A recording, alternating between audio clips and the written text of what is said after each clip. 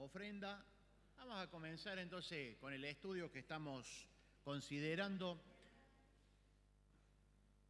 con respecto al tema de la administración de nuestros bienes, apuntando hacia el ministerio, hacia el servicio o hacia el ejercicio espiritual de la ofrenda que nosotros debemos hacer al Señor. Pero antes de llegar al tema de la ofrenda, porque ese es el tema que nosotros estamos viendo dentro de las enseñanzas del Señor para la iglesia local, hemos comenzado a ver algunos principios que tienen que ver sobre lo que es administración o mayordomía cristiana. Y vimos en la primera clase que nosotros venimos a la iglesia, o decimos al culto, a las reuniones, para alabar, para adorar, para escuchar el mensaje, para la comunión, para la oración, que es buen propósito, muy buen propósito. Pero yo quisiera que también dentro de ese propósito también enfoquemos nuestra vida espiritual a que nosotros venimos también a traer nuestra ofrenda al Señor. Y yo llamábamos estos ejercicios espirituales, ejercicios individuales que yo los hago individualmente en mi casa: la oración, la lectura, la meditación, la confesión, la consagración, la adoración, la alabanza. Yo puedo alabar, adorar, leer, meditar en mi casa, individualmente, en familia, y lo hacemos ocasionalmente, periódicamente como iglesia cuando nos reunimos, término que utiliza el apóstol Pablo en 1 Corintios, cuando os reunís. Nosotros lo hacemos el domingo en la mañana, lo hacemos en la semana. A veces la iglesia se fragmenta, en el buen sentido, en grupos, en célula, el grupo juvenil, jóvenes, adolescentes, pero hacemos esto más que actividad, hacemos ejercicios espirituales que nos ayudan a nuestra vida. Pero antes de introducirnos al tema de la ofrenda, quisiera yo marcar de que nosotros somos administradores. Tomé el domingo pasado un versículo que está en 1 Pedro 4:10. Cada uno, según el don que ha recibido, administrelo o ministrelo a otro como buenos administradores de la multiforme gracia de Dios. Cada uno ponga al servicio de los demás el don que haya recibido, administrándolo fielmente la gracia de Dios en diversas formas. Y yo tocaba y veía que si bien este versículo está enfocado a los dones espirituales, tema que vimos el año pasado, también lo podemos mencionar a los dones naturales que Dios nos ha dado, que forma parte propio de nuestra vida, como así también los bienes que Él me ha encomendado para que yo administre, como dice acá, como buen administrador o administrador fiel de los bienes que hemos recibido. Acuérdense la palabra como buen administrador. ¿Cómo era la traducción que yo le había dicho? ¿Cuál era la palabra? Kalos.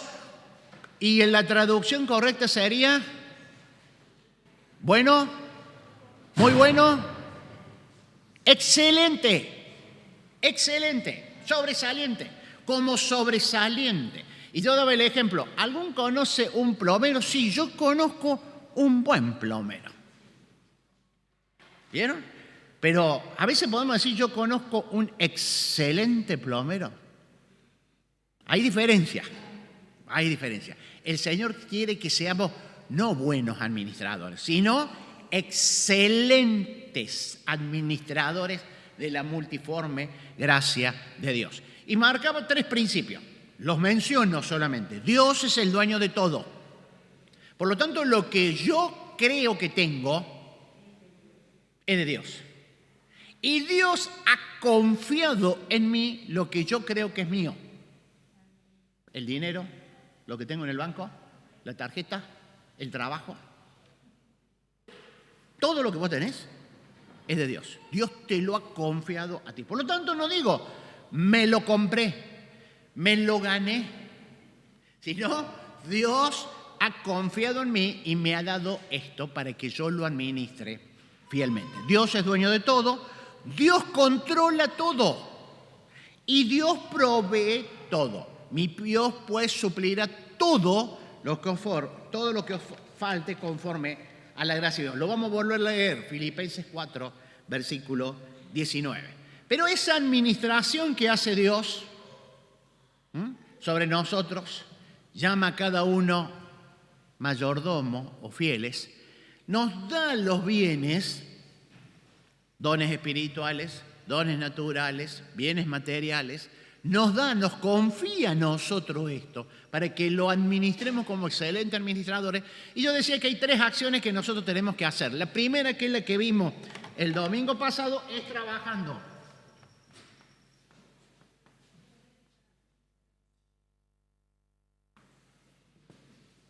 Trabajando.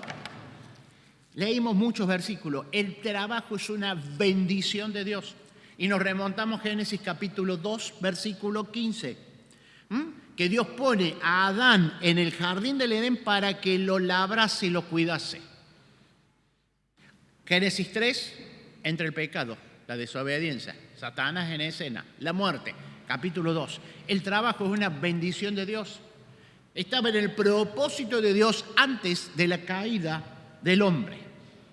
Y cuando va a ordenar al pueblo de Israel, Dios, en el monte Sinaí, si vamos a poner unas condiciones, les da la ley, lo que nosotros llamamos los 10 mandamientos.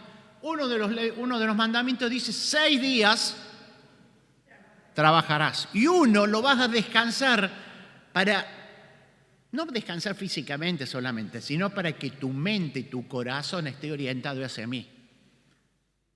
Y da el ejemplo, porque 6 días Dios creó el cielo, la tierra. Bueno, pero Dios ya le había establecido al pueblo de Israel: ustedes tienen que trabajar. El trabajo es una bendición de Dios. Y Pablo exhorta, lo mencionamos el domingo pasado, Efesios 4:28, 2 Tesalonicenses 3:6 al 10, Colosenses 3:23, 24, 1 Timoteo 5:8 y 18, que no puede haber gente que no trabaje entre ustedes. Escucho que hay algunos ociosos, algunos vagos. No puede ser así. Y Pablo va en una determinada forma, por ahí un poco más fuerte. Si no trabaja, no coma. Entonces, esto debemos tener presente. Tengo que trabajar. El trabajo es una bendición de Dios y es lo que me permite a mí que el dueño, el Señor, confíe en mí y me dé los bienes que yo tengo que administrar. No estoy hablando de los que no tienen trabajo por una circunstancia particular, cerró la empresa, se enfermaron, situación económica como hoy que viene para atrás. No estoy hablando de eso, sino el que tiene su estilo de vida de vago. No forma parte dentro del proyecto. El segundo punto es ahorrar. Vamos a decir, ahora yo no puedo ahorrar porque tenía 100.000 pesos y ahora sigo teniendo los 100.000 pesos y cada vez compro menos. No estoy hablando de eso. Sino que la administración que yo haga de todos los recursos, de todos los bienes, sea fiel. Vamos a leer algunos versículos. Proverbios 21, 20. En el libro de Proverbios encontramos tanta riqueza. En algún momento creo que deberíamos hacer un alto y tocar temas del libro de los Proverbios. 21:20. Yo lo leo en la Nueva Versión Internacional. En la casa del sabio abunda la riqueza y el perfume. Pero podríamos hacer la comparación. En la casa del necio todo lo despilfarra. Aquel sabio Salomón compara, justamente muchas veces los proverbios utiliza el sistema del paralelismo y utiliza un paralelismo antagónico. En este caso trata al sabio y al necio, al diligente y al indiligente, al buen administrador y al mal administrador.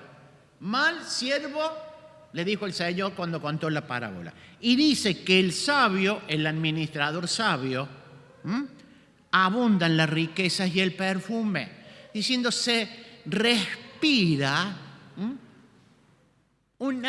un ambiente lindo, y no estoy hablando de abundancia de bienes, tiene una mesa llena de... No, está hablando de una buena administración a través del ahorro, más el necio, el infiel, el insensato, el loco, todo lo despilfarra.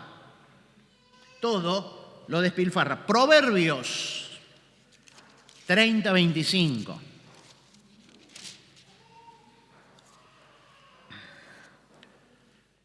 El sabio Salomón, este no lo escribe Salomón, lo escribe Agur, el 30.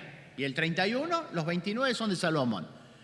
Va a comparar y dice, miremos la naturaleza que Dios creó y hay cosas maravillosas. Y en el 25 dice las hormigas. Yo leo en la Nueva Versión Internacional. Animalito de escasa fuerza, pero que almacenan su comida en el verano. Fíjate en un par de semanas más los que tengan jardín. Nos molesta muchísimo, nos comen las plantas, nos comen las flores, le ponemos veneno, ese que...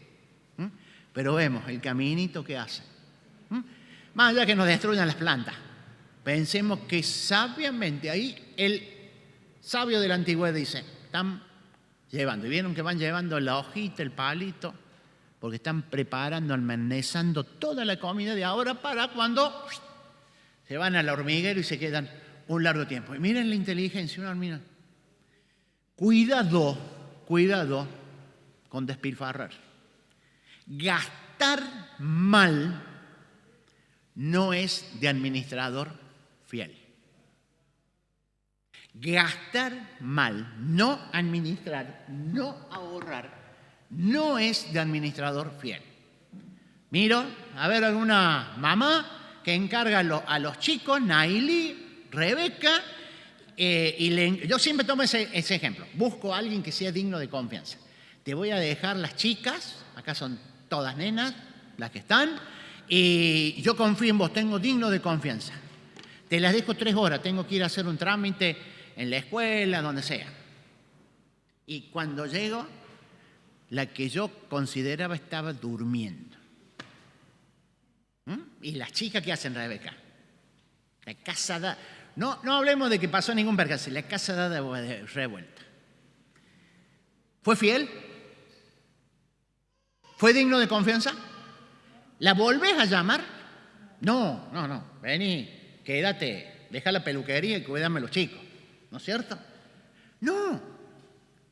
Dios nos considera a nosotros administradores. Y aquel que gasta mal,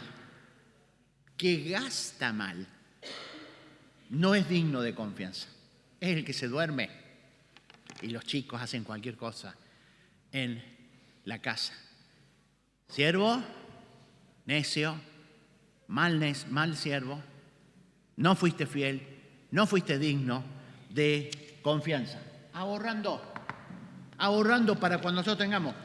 Y el tercero, seguimos en Proverbios. Proverbios 27.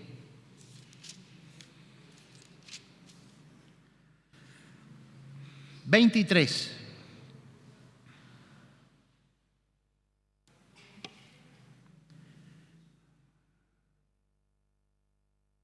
Aunque el necio lo muela y lo remuela y lo machaques como el grano, no le quitará su necedad.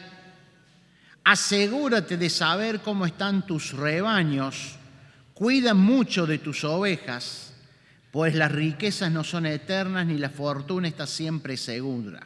Acá está tomando la ilustración en una sociedad rural de aquel entonces.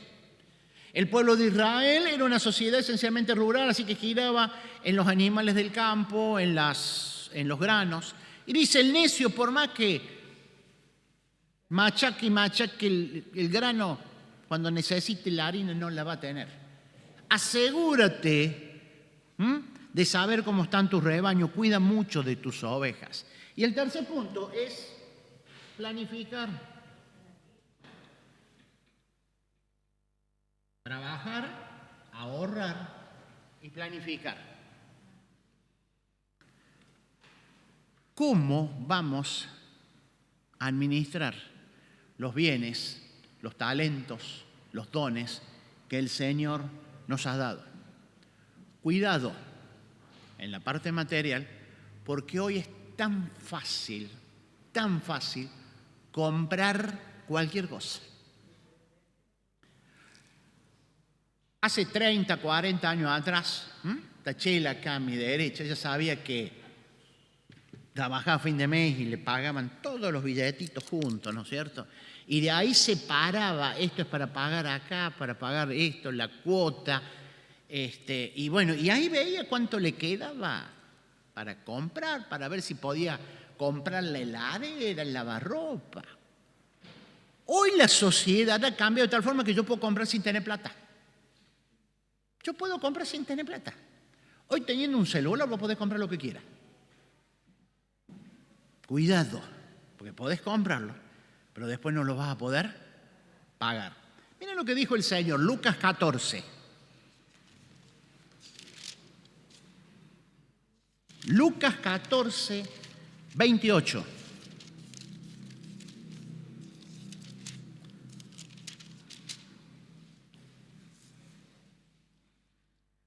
Está hablando de el discipulado, el discípulo, y el costo que implica ser siervo del Señor, discípulo del Señor. Dice, el Señor le dice, muchos quieren ser mis discípulos, pero esto tiene un costo alto. Entonces yo lo voy a llevar hacia el lado de la administración. Supongamos, 28, Lucas 14, 28. Supongamos que alguno de ustedes quiere construir una torre, quiere construir una casa, quiere construir una habitación, quiere ampliar la cochera. ¿Acaso no se sienta primero a calcular el costo para ver si tiene suficiente dinero para terminarla? Si echa los cimientos y no puede terminarla, todos los que la vean comenzarán a burlarse de él y dirán, este hombre no pudo terminar lo que comenzó a construir. O esta otra ilustración. Supongamos que un rey está a punto de ir a la guerra contra otro rey. ¿Acaso no se sienta primero a calcular si con 10.000 hombres puede enfrentarse al que viene contra él con 20.000? Y si no puede, enviar una delegación mientras que el otro está todavía lejos para pedir condiciones de paz. De la misma manera, ustedes que no renuncian a todos sus bienes no pueden ser mis discípulos. Lo estoy llevando al discipulado, pero yo quiero hablar sobre la planificación. Ustedes cuando van a construir, van a ampliar, se sientan y van a decir, ¿cuánto me sale? ¿Cuánto me sale el cemento, el hierro, los ladrillos, la mano de obra? Y veo que tengo, y veo cuánto lo consigo, y veo cómo lo puedo pagar. No voy a hacer que lo deje a mitad de camino. El Señor Jesús fue claro, fue claro. Nuestra vida tiene que ser una vida en la administración de nuestros bienes, de nuestros tiempos, de nuestros talentos, planificada. Yo no puedo agarrar y decir en mi agenda de tiempo, le digo, sí, Hernán, mañana. Sí, Sergio, mañana. Sí, Gabriel, mañana. Y después no cumplí ni con Hernán, ni con Selva y Sergio, ni con Gabriel. ¿Por qué? Bueno, me planifiqué. Ordenado. El domingo pasado yo me fui a una historia del Antiguo Testamento de un administrador o de un mayordomo fiel, que fue José.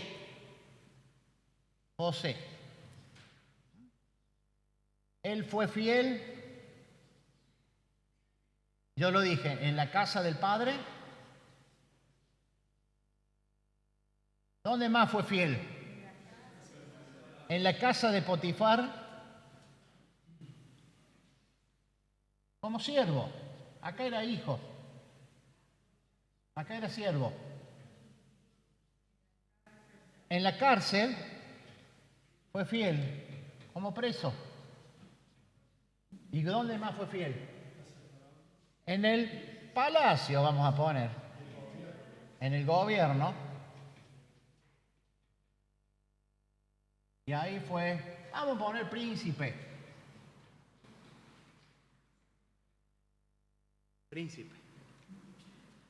El ejemplo de la fidelidad de José, digno de confianza en la casa del Padre, 17 años tenía.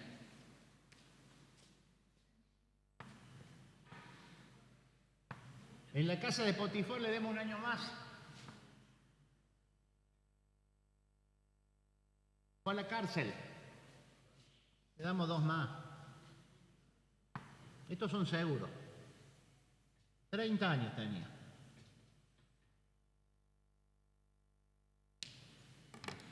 $30 años cuando fue fiel, que Faraón lo puso por segundo después de él. Joven. Pero fue digno de conocer. Un ejemplo.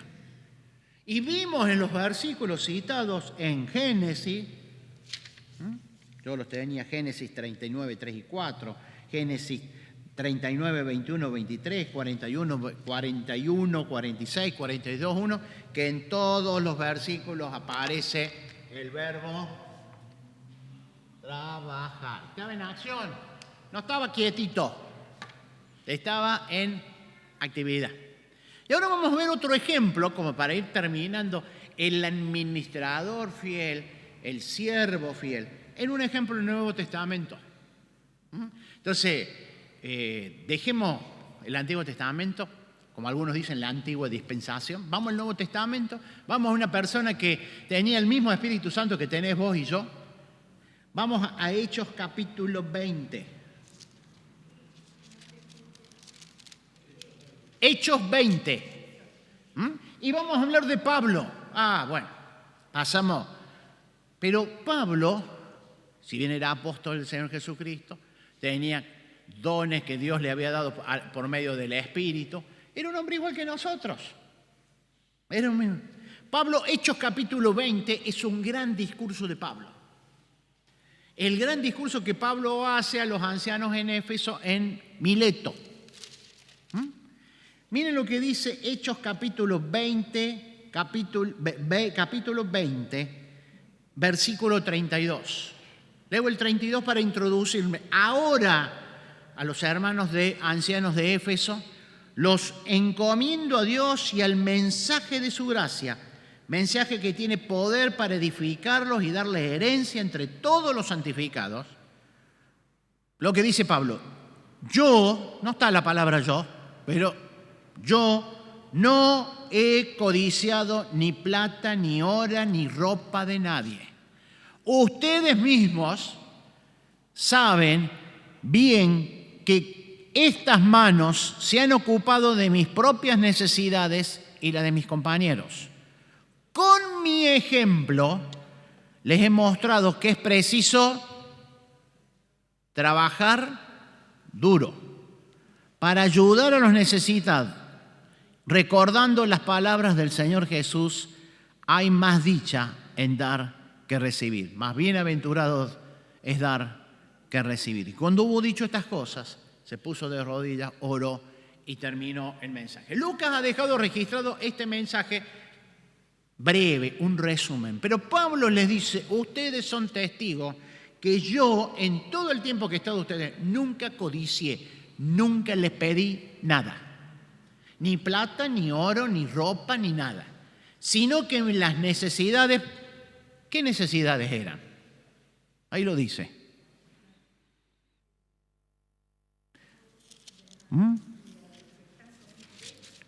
Para mí y para los que están conmigo, el alimento que necesitaba él y su equipo. Vamos a decir su familia. ¿Cómo lo había obtenido? Trabajando, la Nueva Versión Internacional dice, duro. Trabajando. Así se debe ayudar, dice Reina Valera. Pablo trabajó duro. Y los ancianos de Éfeso que estaban allí en la playa de Mileto lo sabían. Yo nunca les pedí nada. No les pedí todos los domingos, denme unos pesitos, denme una parte de la ofrenda, porque yo trabajé duro. Hechos 18, 2, 3.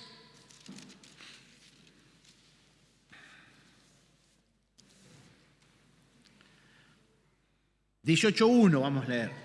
Después de esto, Pablo se marchó de Atenas. Capítulo 17 está hablando del discurso que Pablo hizo en Atenas. Háganme cuenta que Pablo estaba en Nueva York del siglo I.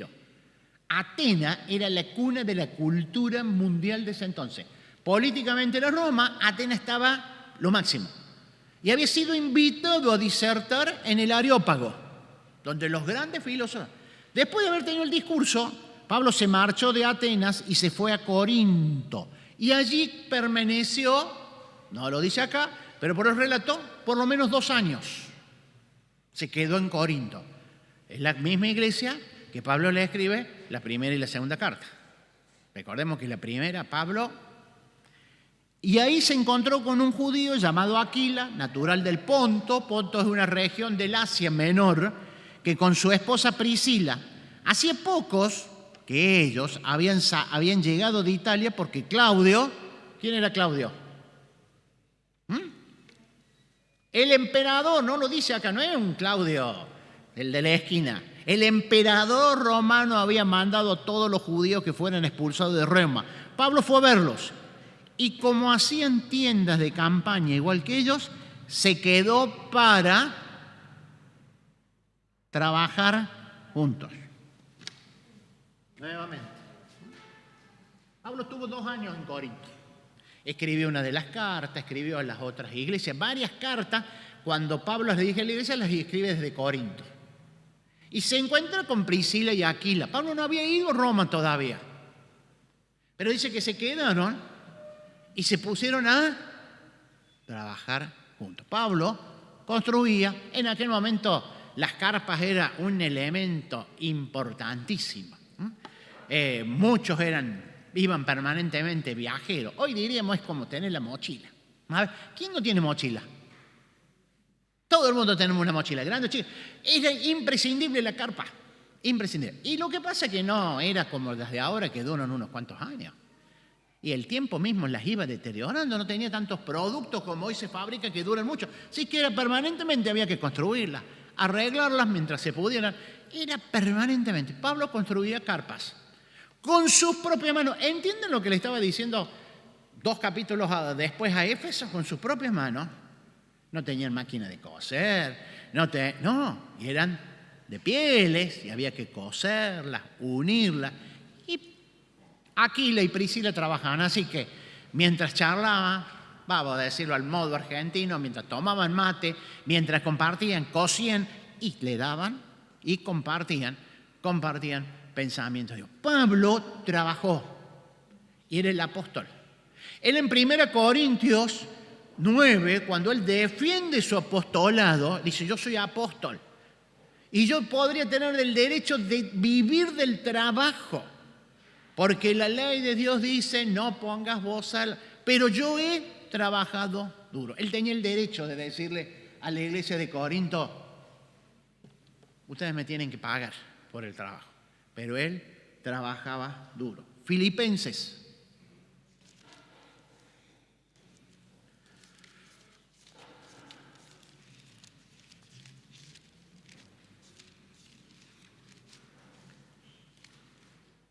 (4:11). Más adelante, un par de domingos más, vamos a volver a hablar.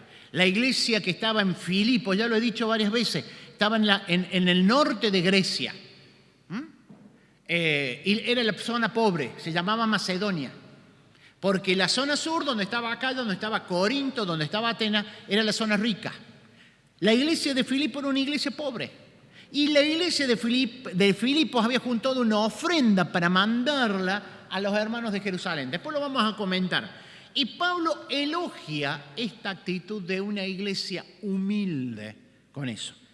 Es Filipenses 4:1, 4:11 al 18. No lo digo, vamos a leer desde el 10. Voy a leer Reina Valera. En gran manera me gocé en el Señor de que ya al fin habéis revivido vuestro cuidado de mí, por lo cual también estáis solícitos, pero faltaba la oportunidad. No lo digo porque tenga escasez, pues he aprendido a contentarme cualquiera sea mi situación.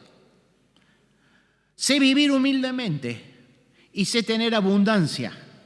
Y en todo y por todo estoy enseñado, así para estar saciado como para tener hambre, así para tener abundancia como para padecer necesidades. Todo lo puedo en Cristo que me fortalece.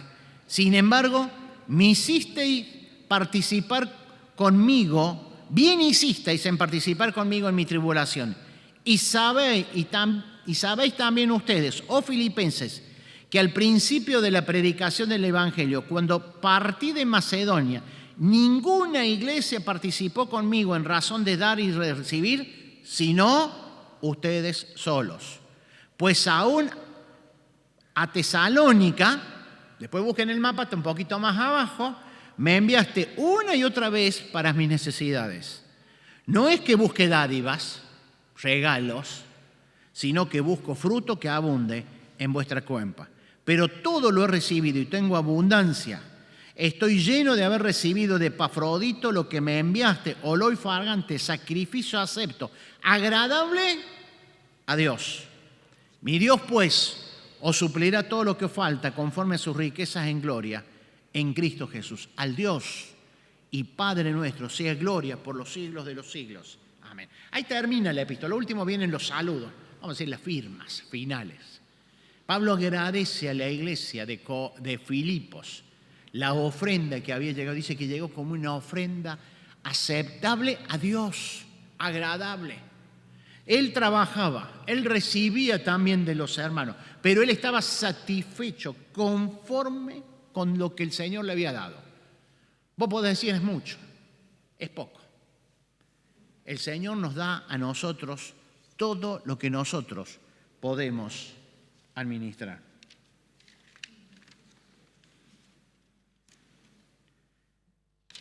Unas preguntas reflexivas para cada uno y responder. El trabajo que tú tienes, hay algunos que ya se jubilaron, que ya, digamos, no tienen el trabajo remunerado, la obligación diaria, pero pero lo siguen haciendo en la casa, amas de casa. ¿Qué tienes? Tené presente, ¿te lo ganaste o te lo confió el Señor como buen administrador? Él te lo ha dado.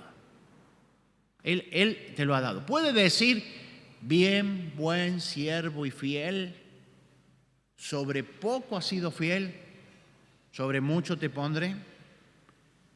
Para los que nos levantamos mañana lunes para ir a trabajar, colegio, fábrica, oficina, consultorio, lo que sea, en la calle, caminando, atendiendo gente. ¿Cómo es mi actitud? Hoy tenés que aguantar de nuevo. Ay, hace calor, hace frío. Es insoportable el que me espera hoy. Tengo muchísimos pacientes. Ese curso no lo aguanto más, dicen los profes y las maestras. ¿Cuál es mi actitud? Porque el Señor servís. Cuando vos estás arreglando el auto, cuando estás preparando el escrito, cuando estás vendiendo, estás cobrando, estás dando clase, estás educando, estás vendiendo lo que necesita, estás atendiendo a un paciente, al Señor estamos sirviendo. Somos administradores. Somos administradores. Y recordar esto, que Pablo lo dijo. El Señor me permite trabajar. El Señor me permitió trabajar. Y tal vez hoy ya no cumplo horario, estoy jubilado, tengo el trabajo en mi casa. Lo hago para lo que el Señor ha confiado en mí, para mi sustento y para mi familia. Y como dice Pablo, lo hemos leído, para compartir con los hermanos y con los necesitados. No es para mí, es para compartir con los necesitados. Pablo, cuando recibió lo que le compartían los hermanos de Macedonia, más precisamente de Filipos, y lo trajo Epafrodito, lo hemos leído, dice que llegó como una ofrenda agradable ¿a quién? A Dios. No es que venía un paquete hermoso y le trajeron, hoy diríamos un iPhone, y le trajeron la última notebook y le trajeron un pantalón y una zapatilla que le hacía falta. No sabemos lo que le llevó. Seguro que le debe haber llevado lo que él necesitaba. Dijo que era una ofrenda agradable a Dios. Agradable a Dios. Que podamos en nuestra vida, todos los días, agradecer a Dios porque cambiemos un poquito. No digamos el trabajo que Él me dio, sino lo que Él me confió como administrador. Agradecerlo. Entonces, cuando nos levantemos mañana, para la mayoría, digo, gracias, Señor, porque tú confiaste en mí en esto poco. Y que podamos ser fieles administradores del trabajo, del tiempo, de la casa, de la atención de los chicos, de la atención de los nietos, de cuidar a los familiares, de asistir a los hermanos, a los necesitados. Porque eso es lo que el Señor nos ha asignado y nos ha dado a nosotros en este tiempo. Cada uno, según el don espiritual, natural, talento que haya recibido, administrelo a otros como excelente administrador de la multiforme gracia de Dios. Y recordando que hay un versículo muy lindo: toda buena dádiva y todo don perfecto, ¿de dónde viene? De arriba, desciende de lo alto. Todo lo que Dios nos ha dado es bueno, y todo lo que Dios no te ha dado es mejor, del cual no cambia. El dólar cambia, la moneda cambia, el gobierno cambia, cambia permanentemente, cambian los precios, cambia todo. El que no cambia es el Señor, sus promesas. Oramos. Padre nuestro, te damos gracias porque tú has confiado en nosotros, siervos frágiles, siervos que muchas veces nos sentimos derrotados, caídos, cansados. Has confiado en cada uno de nosotros y nos has dado talentos, dones en tu gran gracia y misericordia. Señor, queremos pedirte que tú fortalezcas nuestra vida para que podamos ser buenos administradores en lo que tú nos has asignado, que podamos con alegría todos los días emprender nuestras actividades con amor, sirviéndote a ti, trabajando como tú quieres, para la gloria y honra de tu nombre. Queremos que nuestra vida sea una ofrenda de olor grato a tu presencia y que podamos escuchar en nuestro corazón, sentir la voz del cielo que dice: bien, buen siervo y fiel. Despídenos con tu paz, con tu bendición en el nombre de Jesús. Amén. Ya se ha anunciado, para el domingo próximo no va a haber actividad en la iglesia, así que no te duermas en eso, porque si vos vas a venir vas a encontrar la puerta cerrada. Están las actividades especiales con el hermano Samuel Pérez Millo, desde el viernes a las 20 horas, sábado 18 horas y 20 horas, y el domingo a la mañana a las 10. Es en Alta Córdoba, en el Salón de Deporte del Colegio Corazón de María, ahí sobre la calle Jerónimo Cortés, cerca de la casa de Sergio y Selva.